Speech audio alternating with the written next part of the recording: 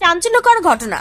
মালদায় চাষের জমিতে নরকঙ্কাল উদ্ধারের ঘটনায় শনিবার ব্যাপক চাঞ্চল্য ও আতঙ্ক ছড়ালো মালদার রতুয়া থানার আইলপাড়া পূর্ব মাঠ এলাকায়। জানা গিয়েছে, রতুয়ার আইলপাড়া পূর্ব মাঠে কিছুদিন আগে পর্যন্ত পাটের বড় বড় গাছ ছিল, কিন্তু বর্তমানে পাট কেটে সেই জমিতে কলাই চাষের তোড়জোড় শুরু হয়েছে। তাই কলাই চাষের জন্য শনিবার সকাল থেকে জমি প্রস্তুতকরণের কাজ করছিলেন ওই এলাকার মোহাম্মদ জাহিরউদ্দিন নামে এক চাষি।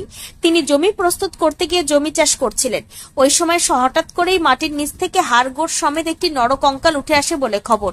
তবে শুধু নরকঙ্কাল নয়, তার সঙ্গে একটি চাকুই এবং ওষুধের একটি খালি স্ট্রিপ উঠে আসে, যা দেখে তিনি রীতিমতো আতঙ্কিত হয়ে পড়েন এবং বিষয়টি অন্যদের জানান। ঘটনা জানাজানি হতে এলাকায় জোর চাঞ্চল্য তৈরি হয়।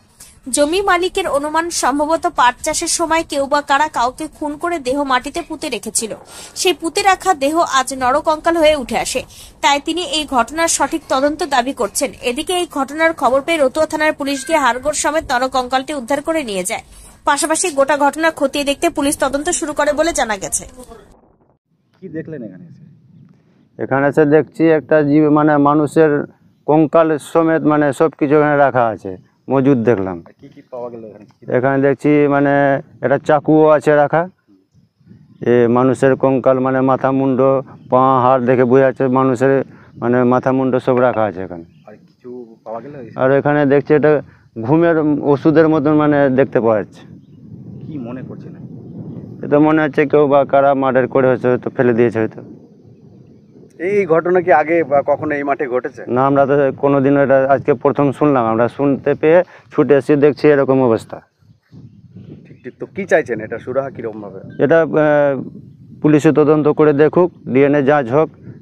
এটা মানুষের কঙ্কাল তো ওর উপযুক্ত যেরকম প্রমাণ, কারো কেউ তো মরেছে, কারো মায়ের কোল তো খালি হয়েছে, তার সঠিক মানে প্রমাণ বের করে ওর উপযুক্ত সাজা হওয়া উচিত। এই এলাকায় কি ওই দুষ্কৃতীদের আনাগোনা আছে? সেরকম তো নাই, কিন্তু এটা প্রথম দেখলাম আজকে। এটা কি আপনার মানে প্ল্যানিং করে মার্ডার মনে হচ্ছে না কি মনে হচ্ছে? তো ওরকমই তো মনে হচ্ছে। এখানে চাকু রাখা আছে দেখছি, এদিকে ঘুমুর ওষুধ রাখা আছে। এটা কোন মাঠ বলে?